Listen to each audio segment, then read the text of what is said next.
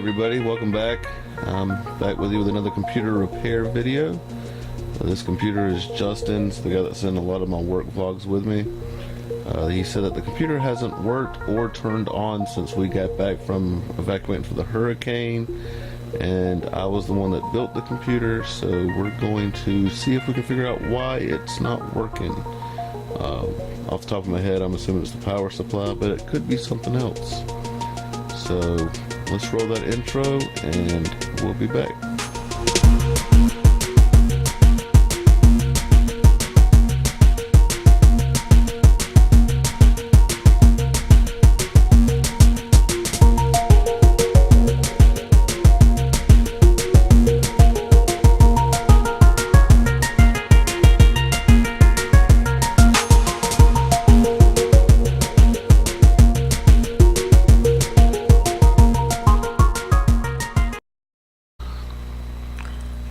Alright, so I took the side panel off and I plugged it into power, and I do see we get a green light down here on the motherboard. Now this computer is not a performance computer whatsoever. This computer is 100% just for schoolwork and anything that they need to do, and it's got some music on it to play. But they don't even play games on this. It's 100% productivity, no editing or anything involved, just basic web browsing and everything. I believe it's got a dual core AMD. I'm not sure which video card that is. The video card so they can run multiple monitors. It's got a Velociraptor hard drive and a Seagate 500 gig secondary hard drive for the documents and everything saved on it. So just because we got this green light right here does not mean that the power supply is still not faulty. I did go with the cheap one. I must have got this out of something else or a computer somebody donated to me when I put this in there. It's a Dynex, which is one of those Best Buy special crappy power supplies. So I'm gonna hit the power button and see what happens. Well, it's starting up. Let's see.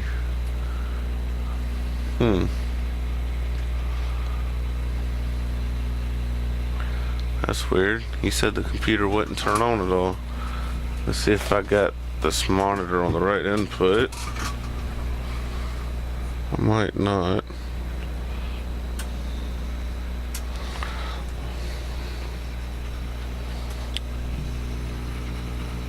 Something's definitely making a lot of noise in there.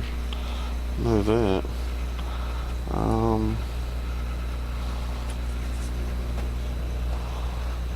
No signal.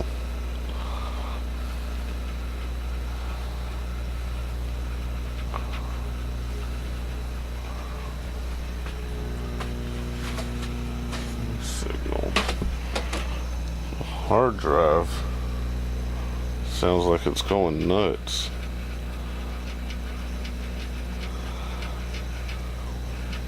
Wow. I do believe that is a hard drive going crazy. Sounds like it's grinding on itself.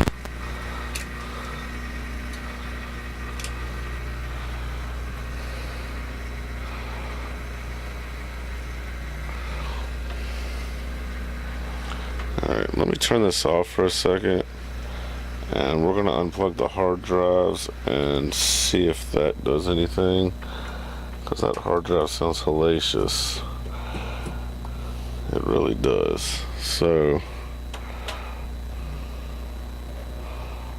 unless there's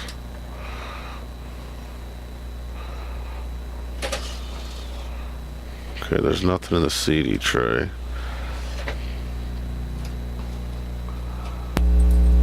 I have this on the right input for this monitor.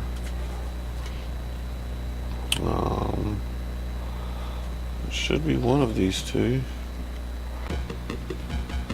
Well, I guess it definitely helps when you actually have the VGA plugged into the TV. I guess it came out when I reached behind there to pull it out. So the computer itself's working, the graphics card's working, the power supply is working. as of right now, it's still looking like it's that hard drive. So what we're gonna do now is we're gonna turn it back off, and I'm gonna plug in just the boot drive and see if that's the one making all that racket.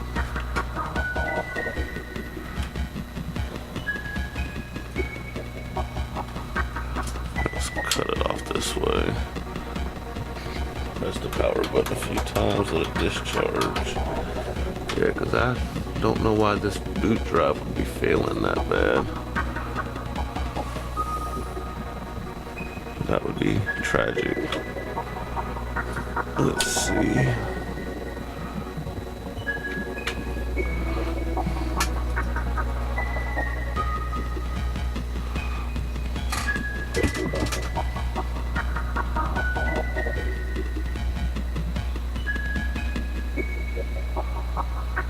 Haha. Okay, so the motherboard is coming up. No keyboard detected. And Windows. Alright, so maybe I need to find a different way to mount that Raptor. Let's see if it actually brings up full desktop, and then we'll plug the other hard drive in and see if it's working. I would much rather it be the secondary drive than the main drive, to be honest, if one of them's got to be replaced. I'd like to be able to keep the OS intact and keep the configuration the way it is.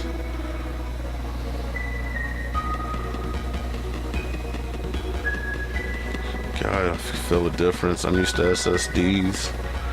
Hell, I remember when I first built my first computer with the Velociraptor, I thought that was light speed ahead of a regular 5400 RPM hard drive, and now it feels ancient.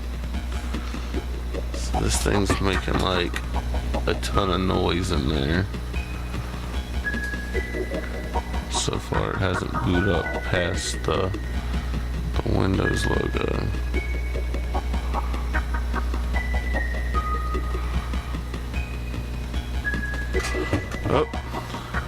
Oh, they kept my old background on there. Cool. Alright, so shit, the camera's about to die. Alright, I'm gonna charge the camera and then we'll continue this video. Alright, so I have been charging the battery on the camera. In the meantime, I turned it off, hooked up the mouse and the keyboard, which is up here, and everything works. It booted right up when I plugged in just the top hard drive. I was wrong on the specs of this computer. I actually take parts and older stuff and build a lot of people's computers, try to help out people in my life. And I thought this was my old AMD dual core computer, and it's actually a Phenom 8600B triple core processor that I had got off eBay one time trying to unlock the fourth core, and the motherboard I had, I didn't realize didn't have the option to do that. So they actually got my old shop computer, well, when it was just the shit out here. So that's pretty cool. But all the RAM is being read. The graphics card I found out was a Radeon HD 5450. I don't even remember where I got that card, to be very honest with you. But there was a reason why I put it in here, I'm sure. But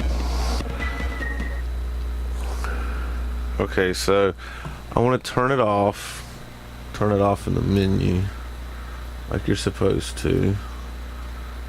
Power, shut down. Alright, we'll see how that goes. Wait for everything to turn off.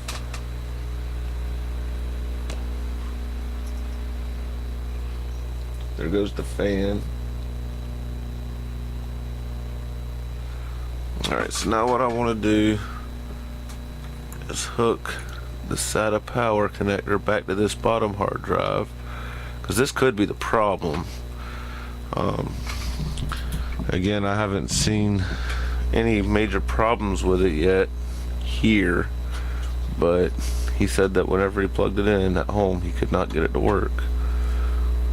So we press the power button again. Everything's spinning up. Let's check out the screen.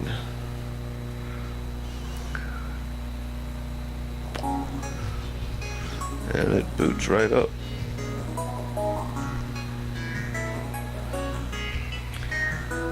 So we have a case, a miraculous case of a computer that played dead, it seems. And it's got my name on it still. Already had Windows and everything set up with programs for them, and they didn't want to do a restore on it. And yeah, it's reading the other hard drive. It's got the music file where I put a bunch of music on there for him. That's cool, because he's able to use it as a music server at his house as well. Alright, well, that's quite interesting. So, I don't think anything's wrong with this computer. I think that there could be something going on. Now, they do have a few cats at the house, and I've had somebody bring the computer to me before. They said it didn't work, and it turned out that one of their dogs had chewed on the cable that went to their USB keyboard and kept shorting out, and it was causing the computer to have issues. So that might be something to ask them to check on.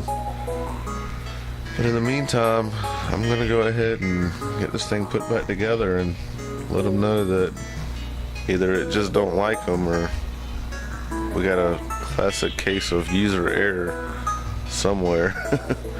But this didn't turn out to be the repair that I was hoping it would be. I thought we'd get to troubleshoot some more. The most troubleshooting we got out of it was the fact that I didn't have the VGA hooked into the TV correctly. Well, if you haven't already, please subscribe. Throw a like on the video, and I'll catch you in the next one.